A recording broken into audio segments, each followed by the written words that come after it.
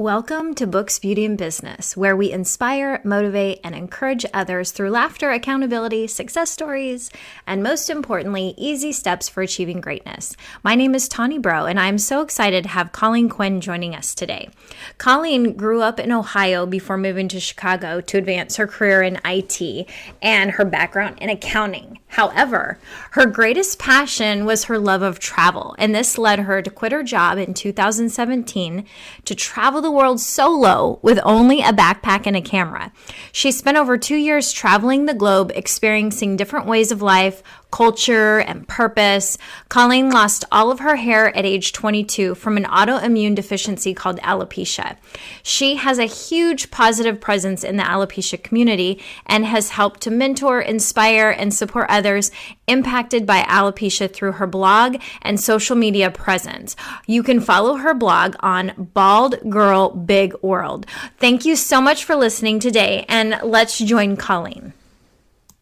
Story. So with that introduction, I'm going to go ahead and let you tell us a little bit about your story. All right, great.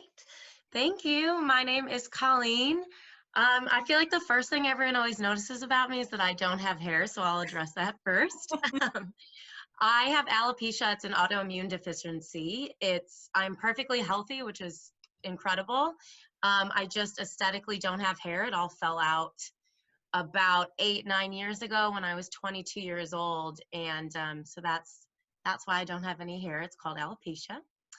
And I am from Ohio, and I went to Ohio State University to learn accounting, which I did after college, and I absolutely dreaded it, hated it. Worked there for 3 years before moving to Chicago with no plan, and completely changed my career to be in IT, started working for a company I really loved.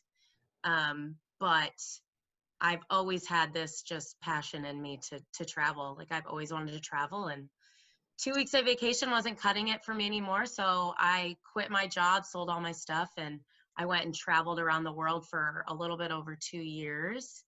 And now I'm back. That is an amazing story. So I have interviewed a lot of pretty impressive women that it's kind of a trend I'm hearing. They have this corporate job or they have this life and something is pulling them, something's missing in their life, and they're deciding, I want to do something different.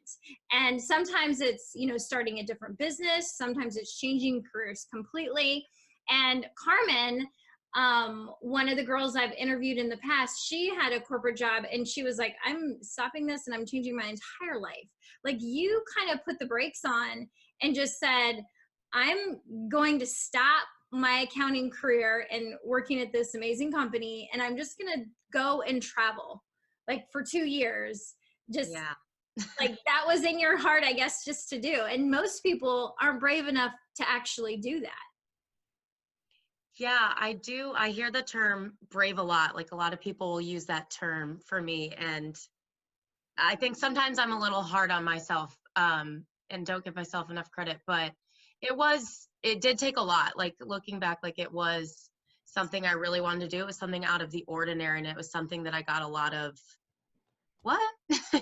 when I told people, but that was it. I knew that there was something missing, and I was kind of tired of the excuses in my head or of other people just always being, well, but you love your life in Chicago. You have a great apartment. You have this new job that's really great. And I'm like, yeah, but there's always going to be an excuse. And I feel like there's never a good time to do anything. And so you just have to do it. And that, I think, is what I'm most proud of, is that it was something I really wanted to do, and I made it happen, and it was not easy. Spent months changing my entire lifestyle to save up the money, to get ready to leave, to sell all my things. And honestly, now I'm spending months figuring out where to go now and what I'm doing now and what my life's going to look like now that I'm back. So it involved a lot of sacrifice, but it is the best gift I've ever given myself, was to really just go off and do that, because I think that people are often too scared to do something that's maybe unconventional. You think you have to do this, this, this, and this. And I was so tired of hearing that. And I think this was almost like me proving to myself too that, you know what, you can do anything you want. Like, it is your life. It does not have to, you write your own rules. It's not anybody else's rules. So I think this was kind of my like stance on that too. And me like proving to myself that I can do whatever I put my mind to. Yeah, and you did. And you decided, I'm not going to just talk about it. And that's one of the things Right. that I think people get in that comfort zone. You're right, there's never a perfect time to do something like this. And it's, some people talk about it and then some people do, right? And you Right. definitely just picked it up and said, I'm going to do this.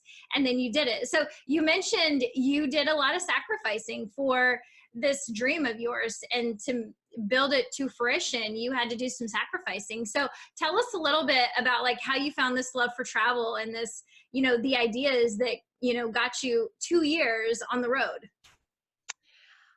I can't pinpoint exactly where my love of travel came from, but I think I've always had this idea in me that I've been able to recognize how much of a small space we all individually take up in the world, and it has just always fascinated me. It's like I am so minuscule compared to everything that's out there, and I just wanted to see more of it. Like, I wanted to see more of it, see the way, different ways that people live, what they're doing, how they think. And it was incredible. So I did, you know, a big Euro trip after college, and that was the first time I was really like, wow, like I love it. I love traveling. I want to do it more, you know, but I was like, no, I have to go, you know, be a real person and, you know, get my career up and running and stuff, which is great. And I did that. And then I did another trip to Peru a few years later. And I think that's when I really realized, like, wow, the world is incredible. Like, Yeah. it's And unique. It one just, of the, go it's ahead. Sorry. Yeah. massive. It's crazy. I still can't get over it. Yeah, and one of the fascinating things I was going to say is throughout your journey, you had a blog that you did. It's called Bald Girl Big World, Hmm. and you blogged about your journey. And I actually spent some time just reading through some of the stuff, because I, like many of your viewers, was like, how did you afford to do this? Well, how did Yeah. you come up with 2 years is a long time. You just think of a weekend vacation or a 2-week vacation, Yeah. and the amount of planning and timing, and, you know, in our fast-paced world, and you were gone for 2 years. So Yeah. do you want to talk a little bit about like what motivated you and inspired you to you know, keep traveling for 2 years, and how you did it? And how I did it. That's a big question that I get a lot, is how I did it. We talked about sacrifice earlier, a lot of sacrifice. I didn't just like get all this money out of nowhere. You know, I stopped doing everything I like to do. I stopped going out. I stopped going to the movies. I stopped going to concerts and stuff for a while, and stopped getting my nails done. You'd be insane how much you can save when you really, yeah, when you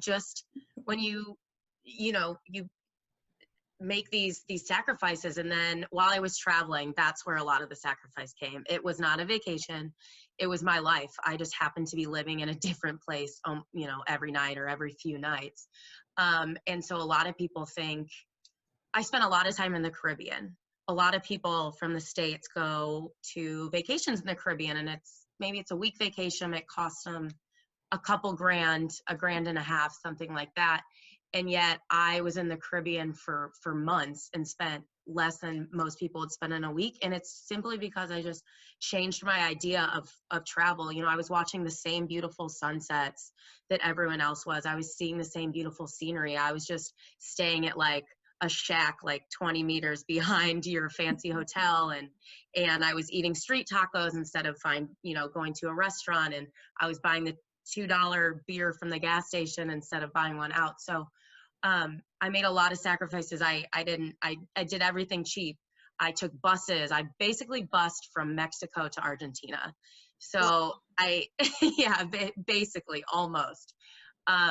A lot of long days, a long travel. I walked a lot. I had my backpack. I sacrificed my shoulders, my feet, my time, my energy was all to keep going. And it would make it worth it when I got to catch the salt flats in Bolivia on the most perfect cotton candy cloud day. Mm-hmm. Or I got to see Machu Picchu and stuff. Like, there is always a cheap way to do stuff, and people don't realize it. It just involves more creativity Mm-hmm. and stuff that you don't want to do when you're only on a week vacation. You don't want to walk for 2 miles to get somewhere. Like, you pay for the cab.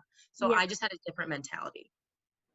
Yeah, and that mentality allowed you to travel for as long as you did and sustain that kind of nomad lifestyle. It did. And, I had different beds. I shared a lot of rooms. I'd sleep in rooms with 6 other people. A lot of times I'd have my own room too, depending what country I'm in. I travel cheaper countries too. Like, Guatemala is so beautiful. So is France. Mm-hmm. One of them's not more beautiful than the other, in my opinion, but one of them's a lot more expensive. So I chose countries that I could get away with more as well. So that was a big, big part of it too. I still went to some expensive countries, but I did a lot of less expensive countries as well. Yeah.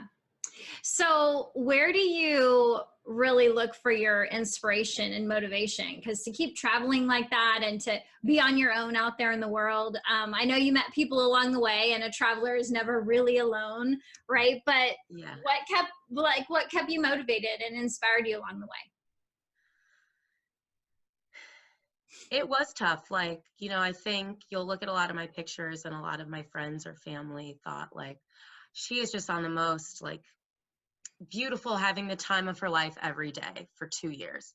And that's not the case. Like, real life follows you everywhere. I had good days, I had bad days. And um, I learned a lot. I learned a lot about myself, and it's interesting. I think some things that kept me motivated is I was learning so much about myself. So it's interesting when you're alone and you're out of anything that's normal to you, then there's no one around to influence you. You figure out what you actually really enjoy, and you gravitate towards those things. So I kept learning these things that I like to do. And in other people, like meeting other people that were doing all these cool things, I was just so inspired by them. People that were sailing around the world on their boat, or people that were just, really passionate about making these certain types of feather bracelets or something on the streets of wherever I was.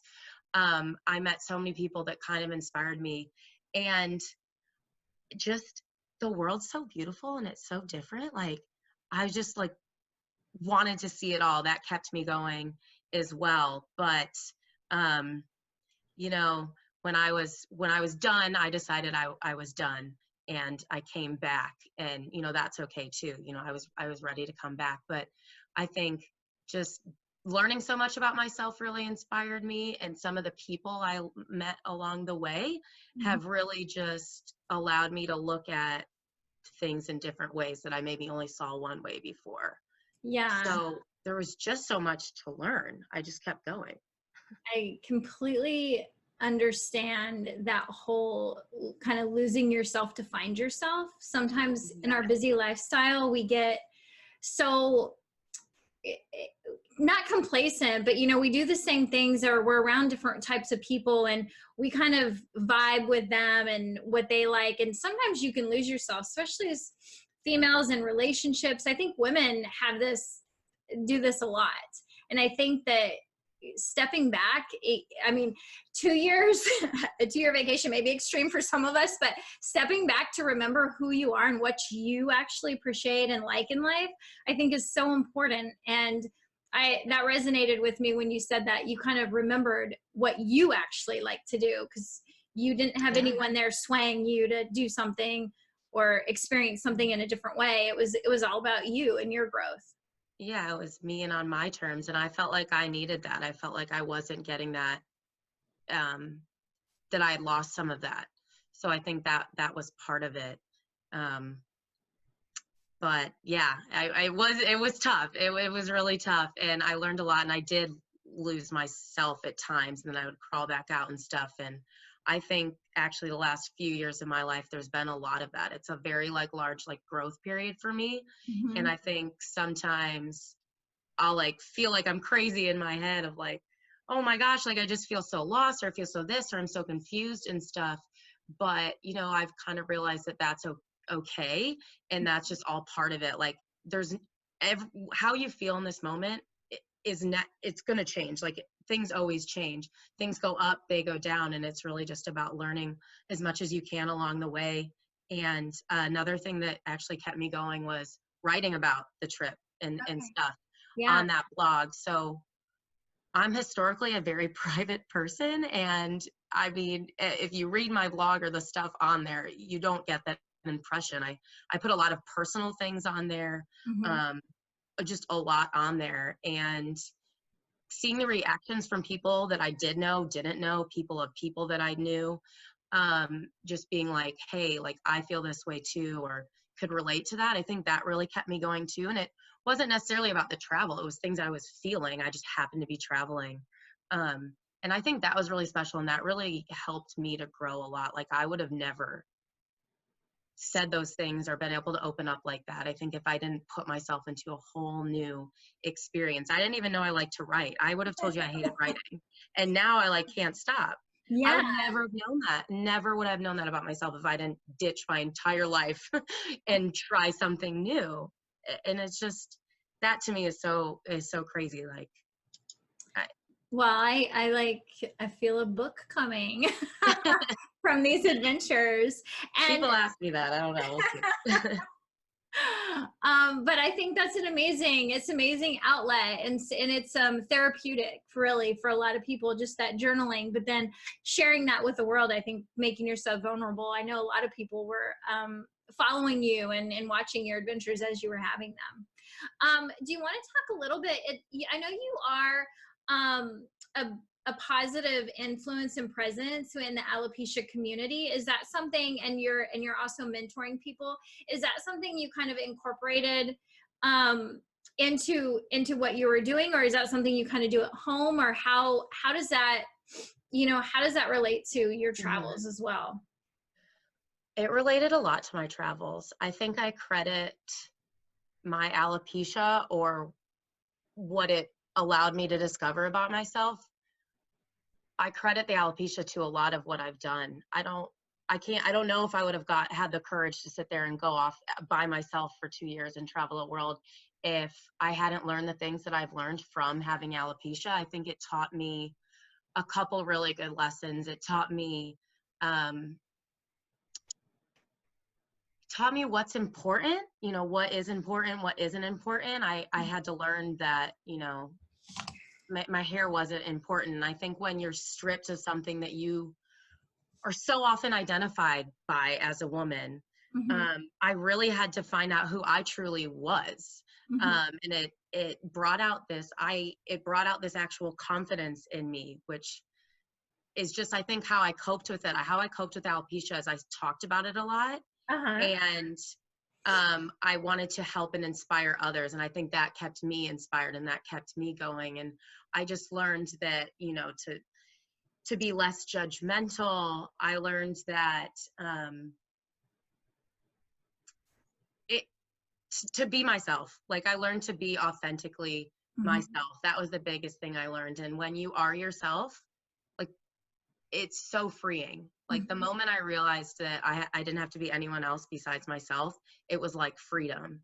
And I just took that and I allowed it to just like gain this like confidence around me. And I just woke up one day and I was just like, I'm not going to wake up every day and live my life wondering if people know I'm wearing a wig, or wondering what people think, or by their stares. I mean, I get stares and questions every single day. And Hmm. I just learned to like, it's not important. I learned to take the important things out of the alopecia, and I'm really proud of that for all I've learned, um and that I've been able to like help other people from all over like the world. People will message me through my blog, through my Instagram, through my Facebook. Just how did you do it? How did you go out without a wig for out the first time? How do you date? Do men still find you attractive? Things like that. So I started really writing about that. And I think when I decided to travel, my mother was like, why don't you start a blog? You always are talking to these alopecia people. It'll be a platform for you to write about alopecia. It'll be a Hmm. platform for you to share this traveling of the world, because no one we've known has done anything like this. Personally, me and my family, Yeah. all my mom's friends were like, what do you mean you're letting your daughter go to Central America? So documenting that and just showing people. But man, the alopecia, I just I've learned to like it's my best friend. Like, and my alopecia is just, it's my best friend. It's with me all the time. And I've just tried to own it. Like, I just owned it. I faked it until I made it, like I just faked it. I'm like, yeah, I'm fine. Like, it's fine. I only have a headband on. It's fine. And then, people look at you and they're like, wow, like, that's so cool that you can just like walk around. And then I got that energy and I'm like, it is cool that I can just do that. And I just built it up from there. That is inspiring. And I can see how that's super inspiring for everyone else that that you mentor or talk to about it, and finding that true freedom and your authenticity. I think that's so important. In any area that we can truly be ourselves, you're right. It is such a freedom in that. And I think that you really do a good job, Mom, for pushing you to get that blog and to send your message out there. Cause you really have affected, people that, are dealing with that themselves, but then just your stories just in general are fascinating. So I really appreciate how you're sharing and your vulnerability in sharing, because you weren't writing before and now you're not going to stop, and I know that. So do you have any books that you've taken along the way, or books that you'd like to recommend to our listeners? And I'll make notes and make sure that they're listed at the end of our podcast and on the website. But do you have any books you'd like to recommend? So I used to be a really big reader, and then I stopped and I got really into music. And I think I used to read books to like get out of my head or to process what I was going through. And then I turned to music instead. And music has really been like, I listened to so much music when I was gone to really process that. But a book that I really, really like, and it's a little book, it's like an online book, but it's by this writer. She's actually, I think, the creative director of the Thought Catalog, but her name is Bianca. I'll butcher her last name, Bianca Saparciano.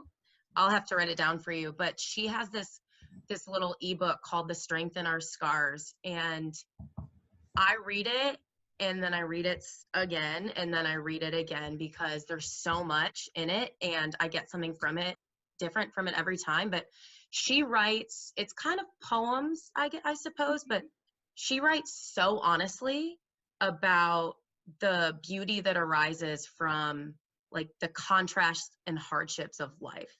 And she's so honest, and she writes about love and loss and heartbreak and happiness and regret and confusion and mental toughness. And I think that last one's probably the one that resonates with me the most. She writes a lot about like mental toughness and having the strength to know that like you won't always feel this way, or the strength to wait for the real love that you need in your life, and to not settle and all these things. And she doesn't write in a way that tells you how to live. She writes in a way that makes you feel understood. And it's fantastic. And wow, like, it's really great. I'm like Amazon right now. It's just like an ebook. It's like on my iPhone. It's small, but it's so powerful. And she'll post snippets of things that she writes on her Instagram called Rainbow Salt. And it helps me every day. Oh, I absolutely love that. I'll for sure put the details for that up. And you got me. So I'm going to look it up and follow on Instagram for more encouragement. I'm always looking for ways to keep myself inspired and motivated, and hearing from others like you is really a huge part of that. Do you have any favorite beauty tips for the ladies? Oh yeah. Oh, my favorite beauty tip is definitely a smile. Like maybe that sounds cliche, maybe it doesn't. I think maybe for me, I get stared at pretty much everywhere I go. And I know it's just people are curious, and I just don't look like other people. And I also get a lot of sympathetic, eyes. A lot of people think maybe I'm going through chemotherapy and things like that. Yeah. And I just always make sure to smile when I catch somebody looking at me. When you catch somebody staring at you and you're like, oh gosh. And I just smile and just kind of like am inviting and let them know like, hi, like, I hope you're having a good day. Like, I'm okay. Like, I don't know, like a smile goes a long way. And especially traveling the world and being in so many countries where they don't speak my language. Just like smiling it's so inviting. Like, it invites other people to smile too, and it just creates like good vibes. Yeah, So, it's that universal language that transcends, like, it's emotional, right? And when you see someone smile, even smiling quickly at someone and having them smile back, that small interaction sometimes makes someone's day, right? So yeah. I Yeah, love you never know. that. That and red lipstick. Mhm. I don't have it on now, but I love a good red lipstick. So I have like 3 of them that I go to, but I love that. I love that. Well, you're beautiful. You can pull off red lipstick. Not everyone can do that. Okay, so I know we're wrapping it up right now. Do you have any additional advice for the ladies? Just daily tips for success or habits that you've, kind of resonate with you throughout your travels and throughout your day? my biggest daily tip that I have to take my own advice on it almost every day is just taking everything like one day at a time. You Mm-hmm. know, like, a lot of things are meant to just be taken one day at a time, Mm-hmm. and to not being so hard on yourself. I think I like to give advice that I know I need. So not being so hard on yourself, and really trusting your gut and having the courage to actually follow it. Like, I Mm-hmm. think that's a big one, that like my guts really never strayed me wrong, but when Mm-hmm. I've gone against it, that's when I do get in trouble. Like, following your own gut and your own like compass inside of you, I think is huge. And the fact that it's never too late to be brand new. Yeah, I love that. I love that advice. Well, I really appreciate you sharing your story with us today. This has been enlightening and like a breath of fresh air for me. I love how you did follow your gut and you stepped away from that corporate job and decided to do something for you, and that you're such a great mentor in the alopecia community, but also just, I mean, just as a person and as a colleague, I feel like you have a lot to share. So I will also encourage you to put that book together and to continue writing in your blog, even if your travels are over. But I have a feeling your travels aren't going to be over. You may work for a while, but I think you have that bug. So I mean, my travels aren't over, and honestly, I have so much still to write about from my trip. And I've just come back this summer, and I've been completely like exhausted, and I've just been spending time with friends and family and catching up with them. Like, that was another thing, like realizing how important my friends and family are. So, but there is more writing to come. Well, excellent. Thank you. Do you have any final tips to share before we sign off? Oh, any final tips to share? I don't think so. Just, Put you on the spot. Well, I know, I just, like things I said, I think the biggest one is just like, you can do whatever you want. Just do it. Nobody cares more about what you do than you either. So don't make the mistake of thinking that other people are, maybe they'll judge you about something, but then they forget about it. They're on to the next thing. So just do what makes you happy. Like, write your own rules. I still get caught up in this sometimes, just like, oh, I'm supposed to be doing this. Well, why are you supposed to be doing that? Like, mhm. why, what are the reasons? Is there valid reasons, or you just think that? So I think just having like the courage to be yourself, like be authentically you and yourself, because no one else can be that. And it's special. And that's what people like the most about me, is that I'm just me. And that's Mhm. what people like most about the people that they like, is that they're them. So Absolutely. And you are definitely an inspiration. So thank you so much for sharing your story with us today. And I look forward to hearing more from you. Thank you for listening today. If you guys like this podcast, please subscribe below, and we will see you next time on Books, Beauty, and Business. Take care. thank you so much.